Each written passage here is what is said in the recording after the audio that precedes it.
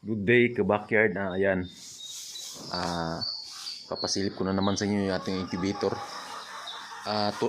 Tuloy-tuloy pa rin po tayo sa pagbibinta ng ating balot. Bukod sa tinitinda natin yung luto, meron din tayong binibenta na hilaw. Dun sa ating suking nagtitinda din ng balot. Ayan po yung ating incubator po. Ayan po, paubos na po siya. Kung mapapansin nyo sa taas, walang laman. Ayan. Yan lang po yung ating nakasalang. Meron tayong 4 na tray na walang laman po. Yan po ay nabinta na po. Naibinta na po natin. Yung iba naman ay binibinta natin ng luto dun sa ating pinagtatrabuhan, kasi yun yung unang sideline natin, bukod sa ating binibinta dun sa nagtitinda ng balot. Ayan po. At ipapasilip ko na naman sa inyo yung ating maliit na incubator po, para po medyo ma-update po natin. Ma-update ko po kayo sa ating maliit na incubator. So ayan po. Ito po yung styro box na incubator natin. Ang laman niya ay nasa 5 tray. So ayan po, nadagdagan ng isang tray.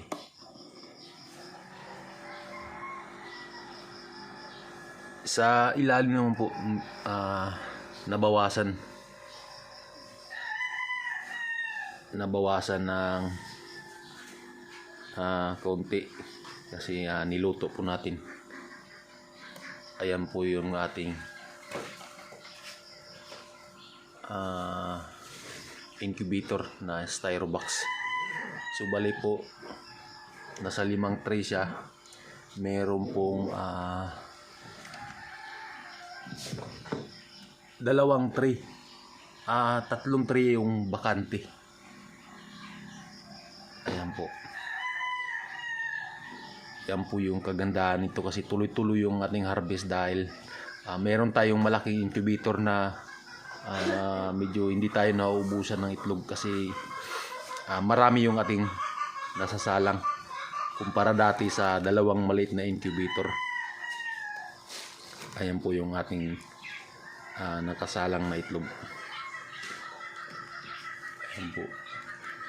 Sa taas, punong-puno po yan. Yun lang po sa araw na ito, at papasok na po tayo sa ating trabaho. Ipapasilip ko sa inyo yung ating balot na ibibenta ngayon. Ayan po. Ito po yung ating balot na ibibenta ngayong araw. Nakalaka ko. Yung gila.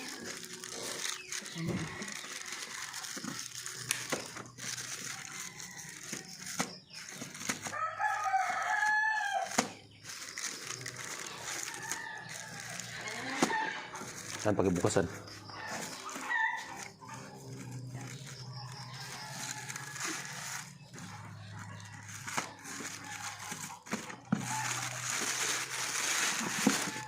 Ayan po yung ating balot. Ayan. Ito naman yung dumami yung ating penoy, kasi meron tayong nakasalang na maramihan dun sa ating malaking incubator. Ayan po. At yun lang po sa araw na to, at maraming salamat po sa panonood. God bless po sa inyong lahat. Please po like and subscribe to our new channel. Bye bye.